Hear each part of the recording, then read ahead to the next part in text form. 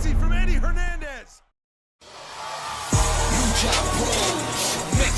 Hey folks, welcome to GAW Dark, emanating once again from the ATL, Atlanta, Georgia. And I certainly do not have enough credibility to ever say that ever again in my life. But this is going to be a very interesting show because we are right off the heels of After Party, which went down last Friday. And for the Academy, we are building towards America the Beautiful 2. That is going down next month, July 5th. America the Beautiful 2. I am so excited. Taking place from our nation's capital.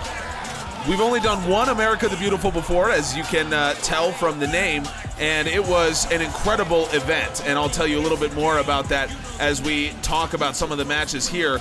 But we will begin with a tag team specialist, Pentagon Jr. I mean, I say he's a tag team specialist. That, of course, is a more recent development.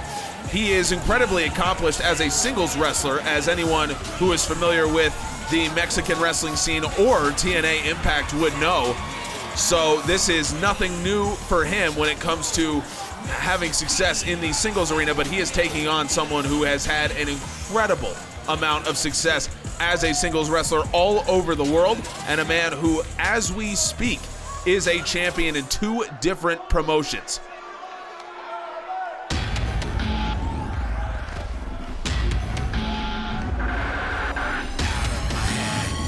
Yes, that's right, Pac. Currently a champion in Dragon Gate as well as CZW. I was looking for that.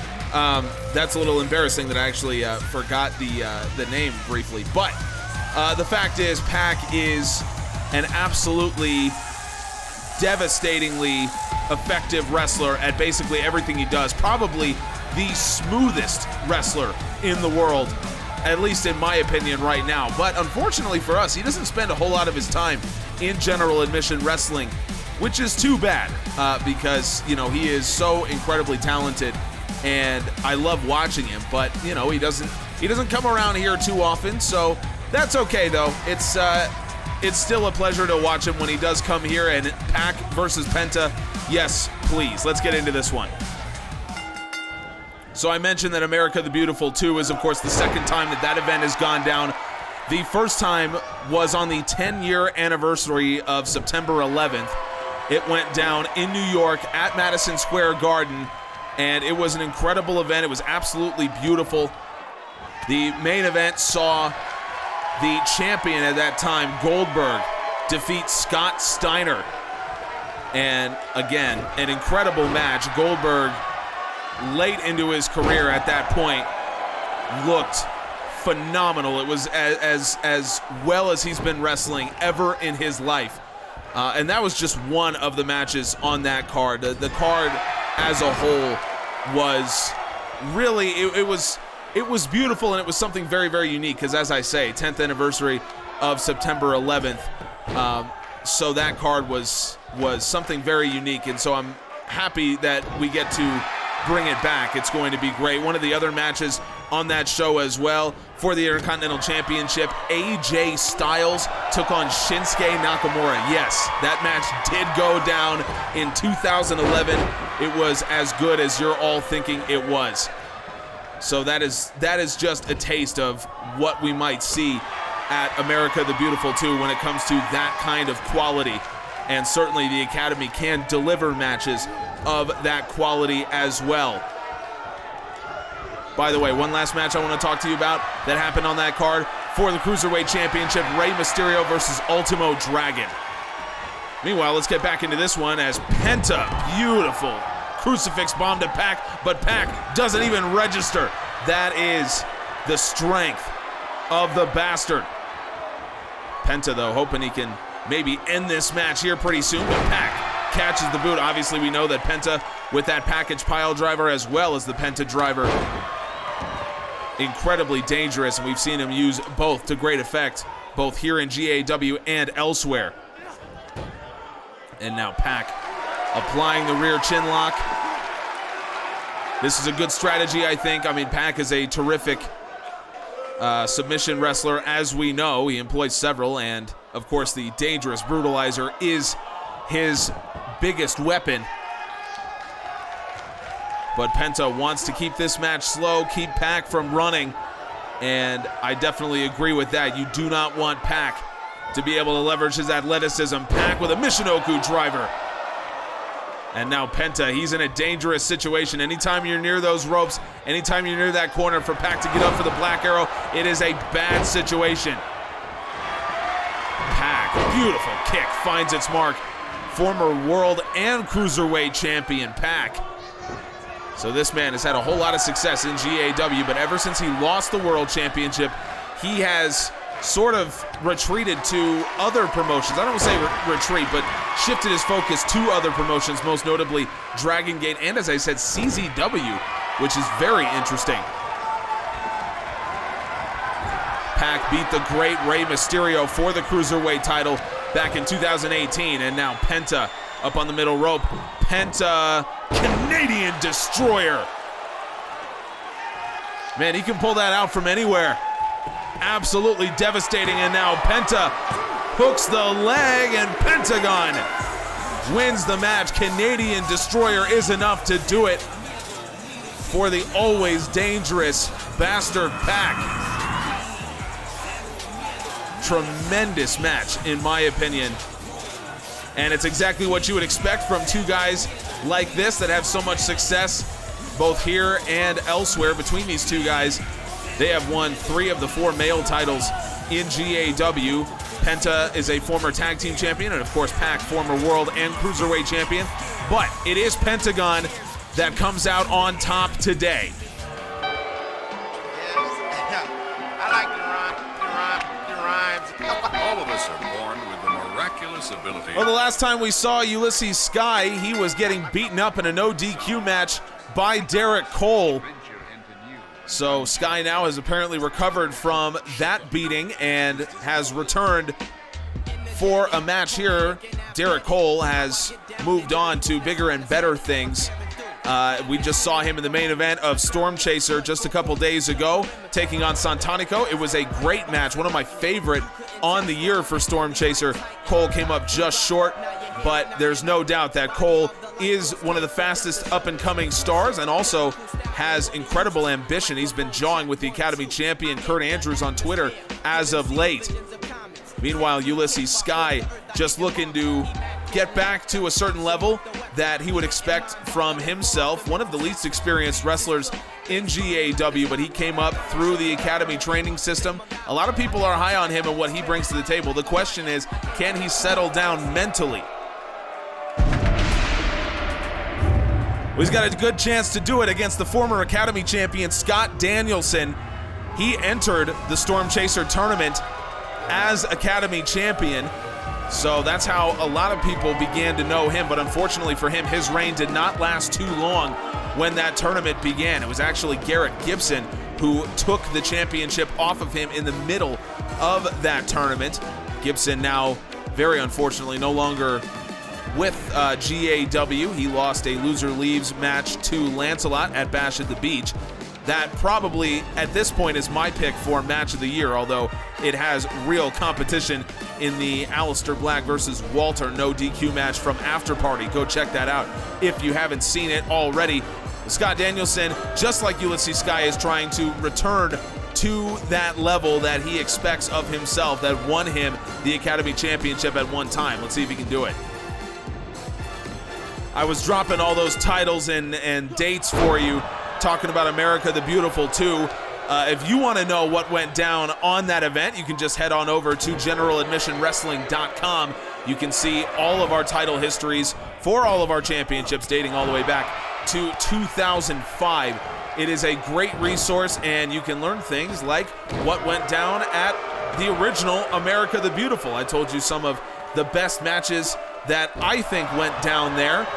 I'll tell you about another one now just because I'm on the subject. I know you're probably tired of hearing this, but at that time, the Great China was the women's champion during that event, she took on Serena Deeb at that card. Chyna came out on top as part of a 301-day reign. She ended up, by the way, losing that title to Mercedes Martinez at the first Nitro.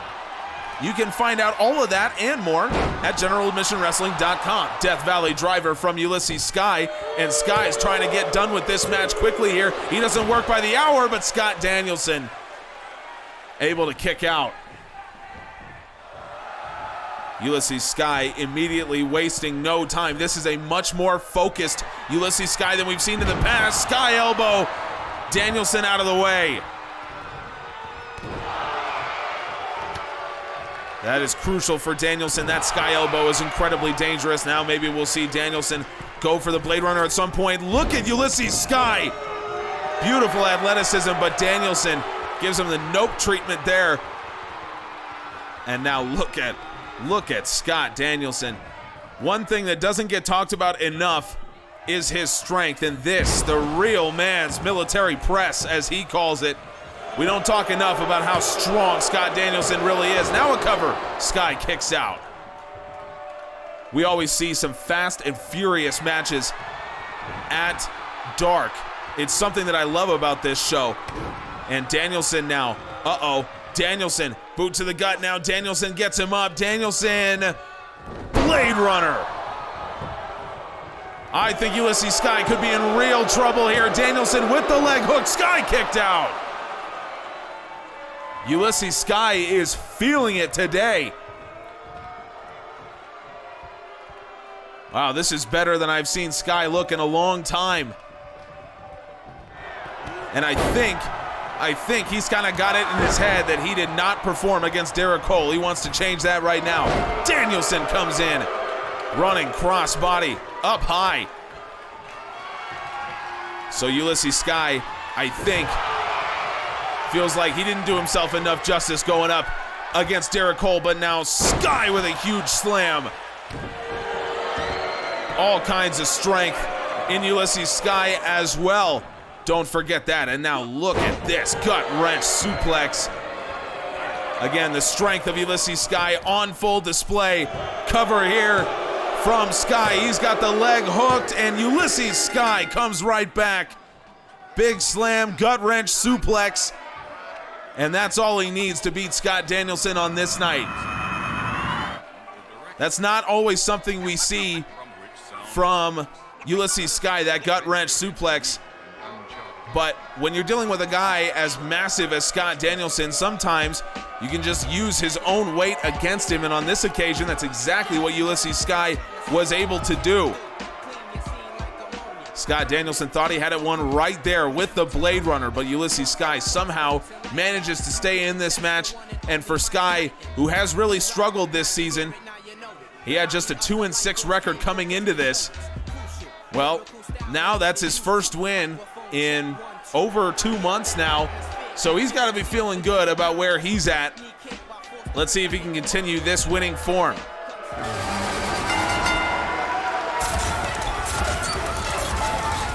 We are beginning to see Marina Shafir more and more frequently as she makes her return to the ring, and she is not in peak shape just yet, just in terms of her in-ring sharpness, and she'll be the first to tell you that.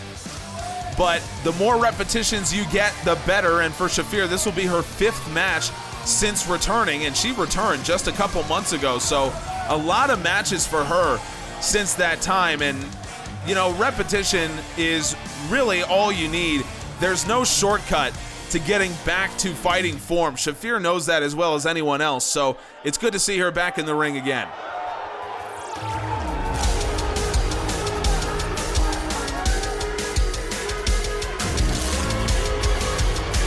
I am slightly less pleased to see Tegan Knox. It has been a disastrous year for Knox. She entered as the U.S. champion, failed to win a single match, failed to make a single defense of that title in Season 2, ended up losing to Bianca Belair, who has already gotten half of Tegan Knox's successful defenses across her title reign when Belair beat Charlotte Flair at After Party. So Tegan Knox's reign, at least in Season 2, very much mirrors Adam Cole's brief Intercontinental Championship reign in Season 1. If you have been a viewer of this channel from the beginning, and by the way, thank you so much if you have. Adam Cole came into season 1 as Intercontinental Champion, lost in week 1 to Kofi Kingston in a non-title match. Then in week 2, Kofi Kingston came in and beat Adam Cole for the title. So Tegan Nox's 0-2 record very much mirrors that. Adam Cole has never recovered since. Let's see if Tegan Nox can.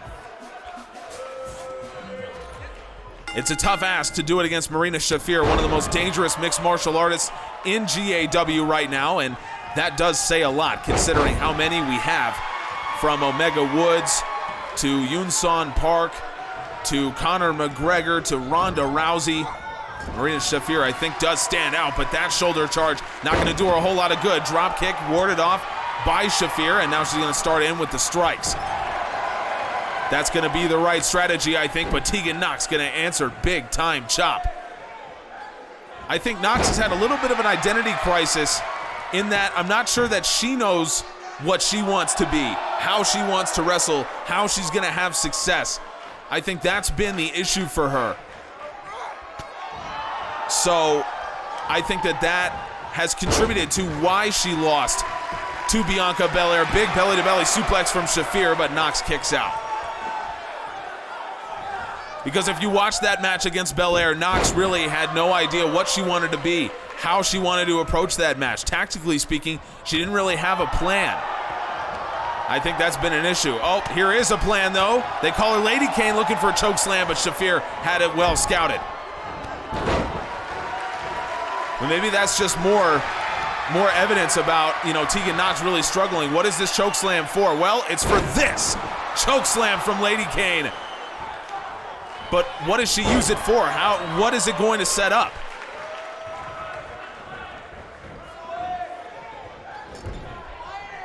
That's always been the question for Tegan Nox, and at least when she was U.S. champion, it seemed that she had figured something out.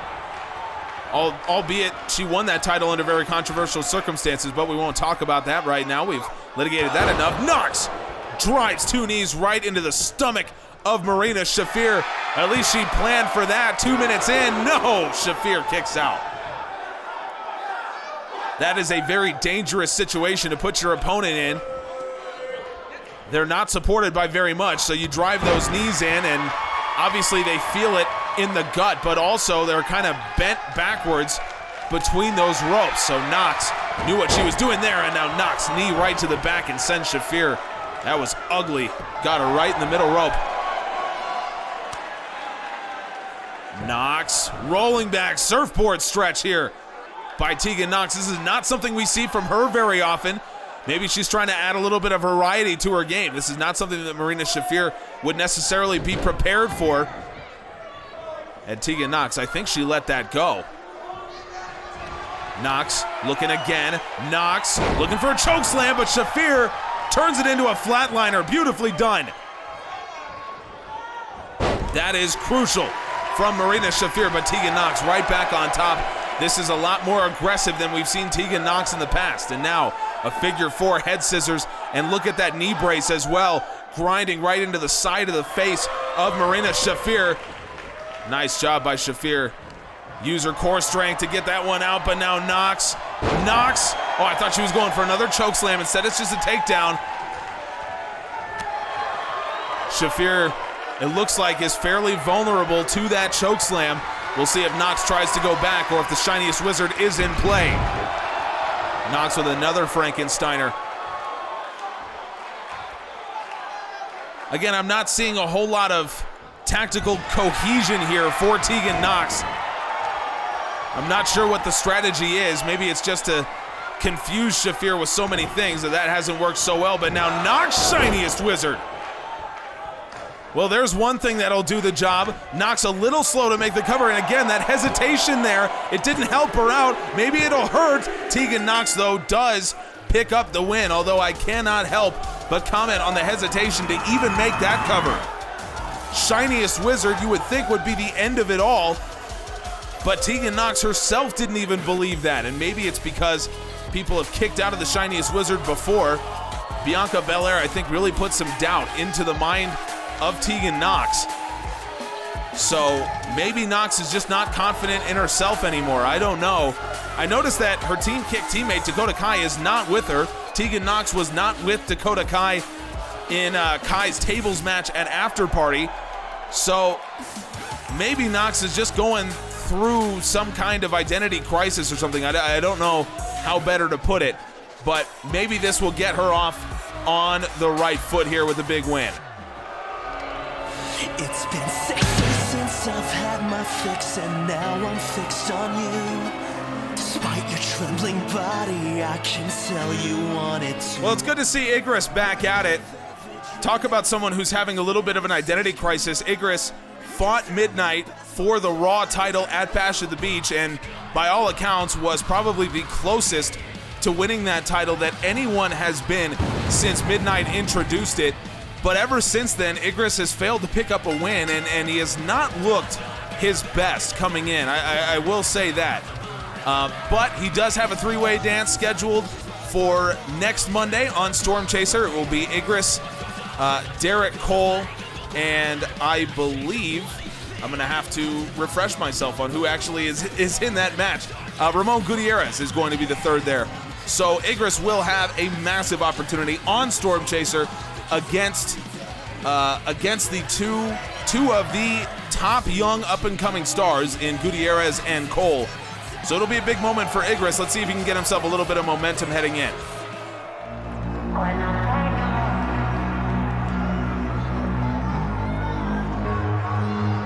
Well, now we get another look at Chandler Marcy. And when you talk about repetition, Marcy has come in and immediately wanted to make his mark. This will be his third match in as many weeks. And most rookies coming in are not as willing to step into the ring, especially with the kind of talent that Marcy has seen over the last few weeks. Max Ultimate, Ramon Gutierrez, and now Igris. Those are three really, really top guys that Marcy has decided to take on. But that's just who he is. That's the kind of competitor that Chandler Marcy is. So from his perspective, I mean, I'm really excited to see his growth. I believe that he is growing as a competitor, even in just a few short weeks. But I think that's a testament to him and how hard he's willing to work. So let's see what he can bring to the table here against a man that many believe is GAW's top young star in Igris. There's a lot of competition for that top young star mantle. Igris is one of the wrestlers that comes to mind. But of course, when you're talking about young stars, Queen Alexia Yamamoto in there as well. Of course, Derek Cole, Ramon Gutierrez. So there are a whole lot of people that would vie for the title. Chandler Marcy hopes to be one of them. Marcy looking for a big splash. Igris got the knees up. Chandler Marcy, 6'5", about 250 pounds. This man is built like a brick house, and he hits like one too. Igris is going to have to use his speed and athleticism, and also his mental ability, all of his intelligence. And here is Igris, known as a student of the game, and drops a dusty elbow right on top of the chest of Chandler Marcy. First cover of the match here from Igris, and a kick out. We always talk about Igris's intelligence, how smart he is, especially for someone of his age. His ring IQ would rival someone who's been doing this for 20 years. Igris is 20 years old. Big shot to the jaw, and now Igris up onto the top rope. Chandler Marcy could be in trouble. You won't deal with that in the sport of football. Spanish fly from the top.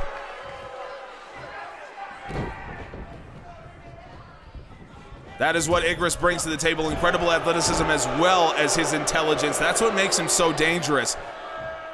And that's why Igris has been frustrated by his lack of success since challenging Midnight. From the corner, Igris, Iron Throne. That was well done, and Igris usually does not hit that one, but now Marcy could be in trouble. Marcy kicks out. Igris feels like that could have done the job for him.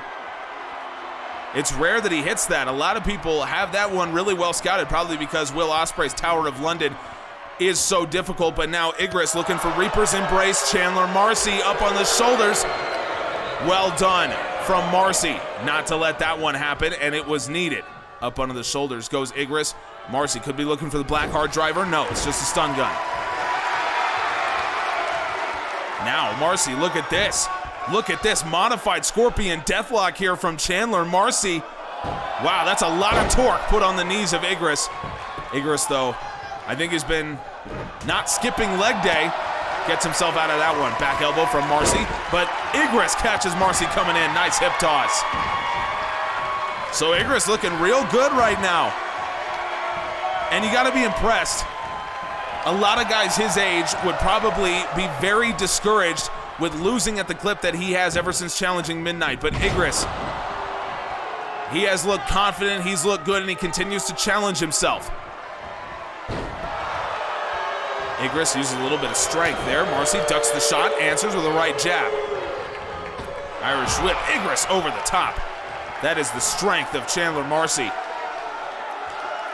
Former standout collegiate football player, former NCAA Defensive Player of the Year, projected high draft pick as well, and instead decides to come here, pursue professional wrestling, started at first with Second City Wrestling.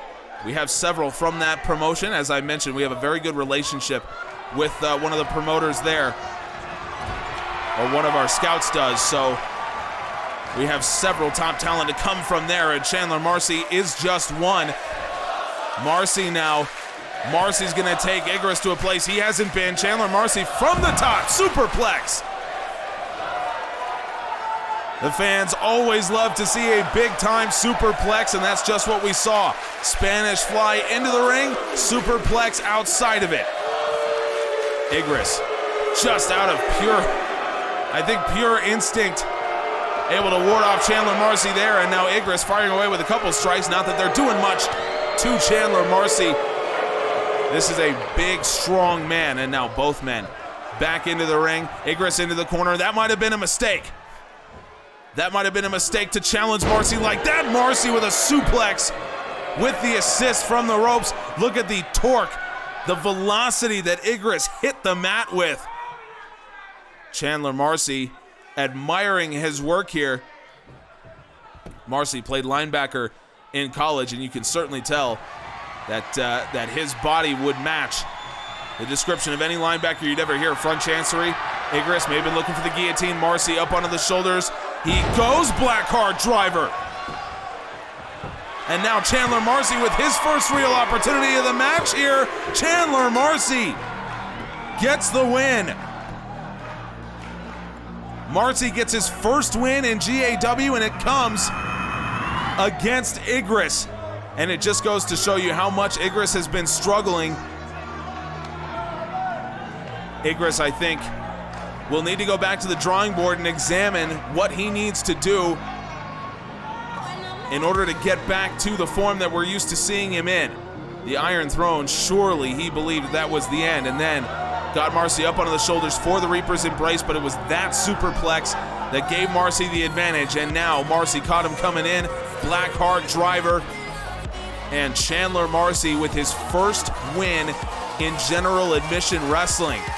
Congratulations to him. The growth of Chandler Marcy in just a few short weeks has been remarkable, I think. So for Marcy, this represents a huge moment for him.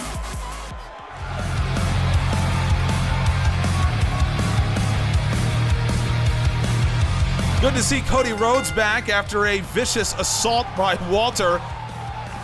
After their number one contenders match, Cody was taken out on a stretcher. He suffered some bruised ribs in that, and Walter decided that that was the time that he was going to attack Cody after the match, pushed him off the stretcher, laid a couple boots into him. Thankfully, Walter is not world champion. He came up short in his challenge of Aleister Black.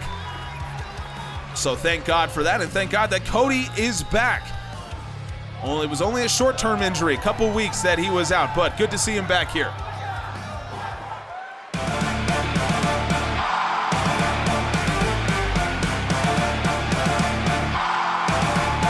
Great to see Ospreay back as well. Ospreay has dealt with a couple injuries himself over the last number of months. Ospreay also faced Walter earlier this season. It was a while ago now. It was in episode 5 of Friday Night Storm, so that was several months ago. But Ospreay came up short in that one. He had one match on GAW Dark, and then he has been gone for some time with injury. So it's good to see that these two guys are back competing. And if you know anything about Will Ospreay, you know that he is one of the most exciting talents in the entire world. So I'm glad to see him here again. Ospreay's one match on GAW Dark came also a few months ago. He defeated Keith Lee, who we have also not seen for several months, although in Lee's case, I believe it's the mental toll that competing against Matt Riddle at Nitro 10 took on him. He's been very open about that. This is an interesting match to see here. The incredible athleticism of Ospreay against the tremendous mat work of Cody Rhodes. This is a really good matchup, I think. Ospreay going for that big drop kick. Cody saw it coming there. Ospreay, former Cruiserweight and Intercontinental Champion. He was the man that unified the Cruiserweight and Intercontinental Championships back in Season 1. Cody maybe looking for a snap power slam, but Ospreay drops him with a reverse DDT. Oh, Ospreay, look at that. Standing shooting star. Ospreay at that time, when he unified the titles, he said that it was time for cruiserweights to compete with the big boys, and he said he felt they were able to. And when you look at it, world champions since then have included Aleister Black and Kenny Omega, both of whom would weigh in right around that cruiserweight limit at 225. So I think Ospreay was certainly right about his assessment of that. Ospreay himself was a tremendous Intercontinental Champion, defended his title almost every week. Off the ropes, Ospreay with a snapmare, and now look at that, just uses Cody as a lever to kick him right in the face. Not something we see from Will Ospreay, but incredible athleticism as always from the aerial assassin. I'm glad to see that Ospreay, despite dealing with some injuries, is still able to have that pop that we are so used to seeing from him. He gained a lot of weight in his pursuit of the Intercontinental Championship, bulked up from about 210 to now what he weighs close to 230. And that's exactly what he meant. You know, he said cruiserweights are more than capable of competing if they have the desire, and he certainly did. Now to his feet, Cody Rhodes. Rhodes, crossroads. Cody Rhodes trying to spoil Will Ospreay's return from injury with the crossroads, and no, Ospreay kicked out. As we know, the crossroads is a volume move. Cody knows that as well as anyone. But Ospreay survives his first real test since returning. I'm kind of rooting for both of these guys. You know, I try to be objective as much as possible. I don't want to say that I'm rooting for one guy or another, but I am rooting for both of these guys in that, you know, both of them are returning from injury. Cody obviously went up against Walter in the way that he did, and you know, everything went down there that we saw. So I'm rooting for that. I'm rooting for Cody. But in Will Ospreay's case, I mean, he's just such a likable guy, and he's done so much in GAW. Cross arm breaker applied now by the aerial assassin, but Cody Rhodes, that does not trouble him.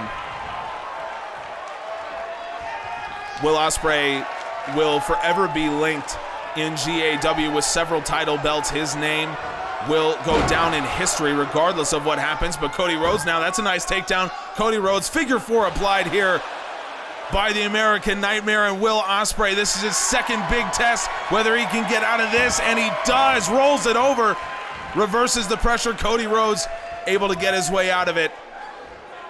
And Will Ospreay survives his second test here. Cody Rhodes still trying to stay ahead here. Rhodes caught him, and Rhodes with a face breaker. Well done. And Rhodes turns him over, looking for a cover here. Leg hooked, and Ospreay kicks out. A kind of modified flatliner there from Cody Rhodes. I haven't seen that from him ever. But Will Ospreay coming back, thrust kick, dodged by Rhodes. Now Rhodes tosses him over the top.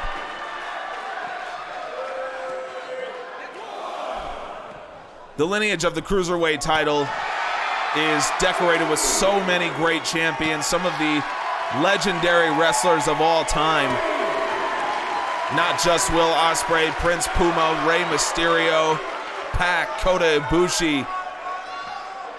I mean, the list goes on. Prince Devitt, Kenny Omega, Tiger Mask. I mean, I could go on. I could go on forever. I won't. You can go on over to generaladmissionwrestling.com. You can see the full histories.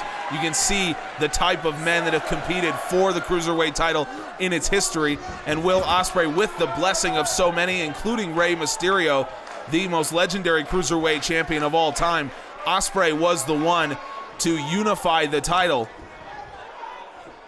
And so, you know, his name will go down in history because of that. Cody Rhodes again with the takedown. Figure 4 applied once again by Cody Rhodes. And this time, Will Ospreay, I have a feeling like he's not going to be able to get out of this.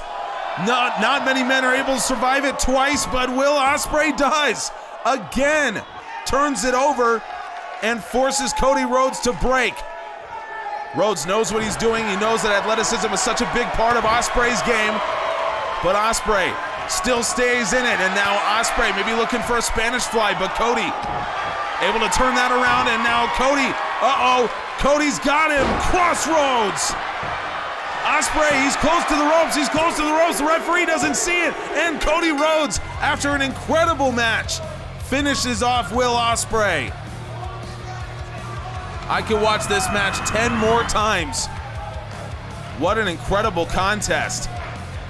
That was Ospreay's elevation. Swift kick to the forehead. Again, Ospreay showcasing his athleticism. Here is the first crossroads.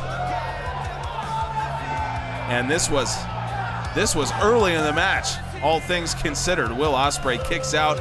2 figure 4s applied by the American Nightmare. Will Ospreay able to withstand both. But at the end of the day, the second crossroads proves to be too much for Will Ospreay. And you know what? It was a valiant effort from Ospreay. This match could have gone either way, I believe. But at the end of the day, it was Cody Rhodes.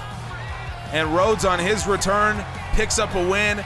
Maybe he can use that to energize a challenge again for the World Championship. Who knows? Coming up next, though, is our main event, and we will get our first look in ring at a team I am so excited to see. It is Island Nation.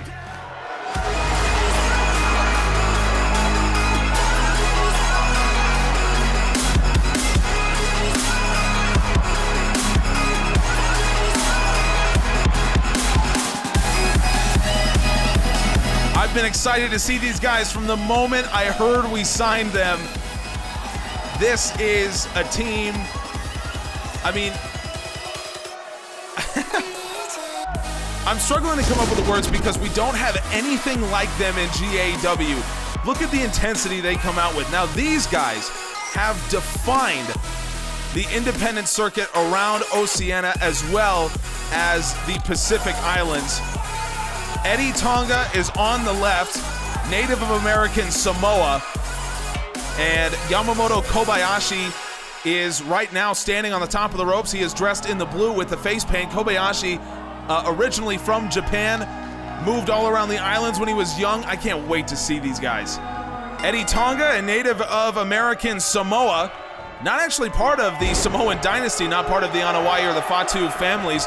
I know that when you see an American Samoan in wrestling, you just assume that they must be part of the dynasty.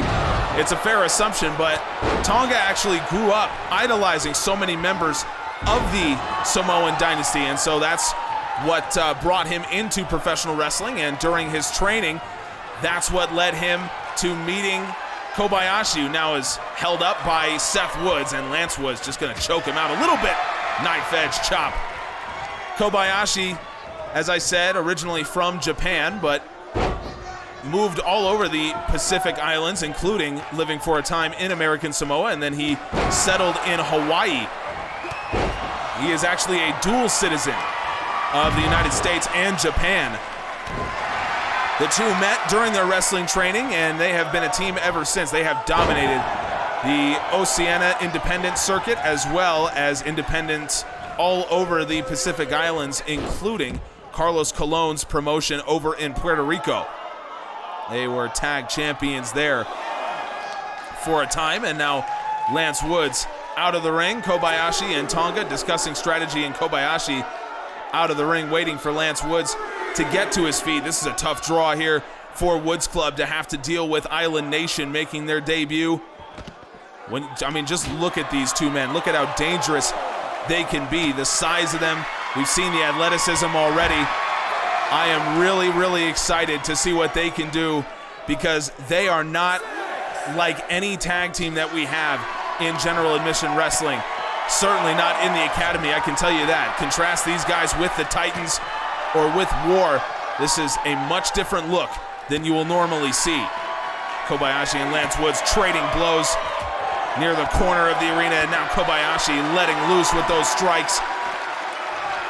Got Lance Woods up, spinning Michinoku driver, my God.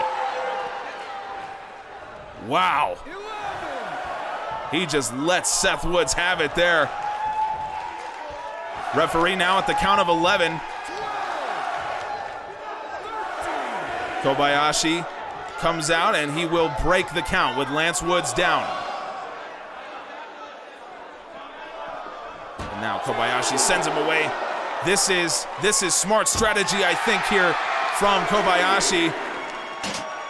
Kind of doing some damage to Lance Woods outside the ring.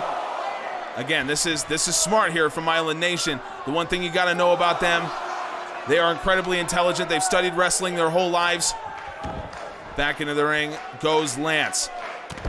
Seth Woods can't do anything as Kobayashi is just taking apart Lance Woods. And now back into the ring he goes.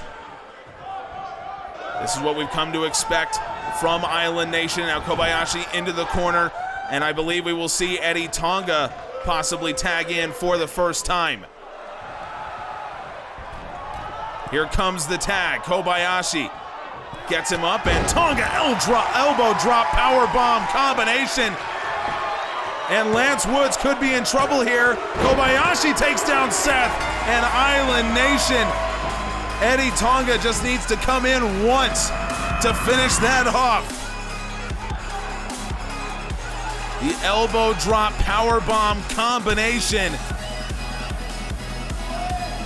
They call it Sunset on the Isles. And it is absolutely devastating.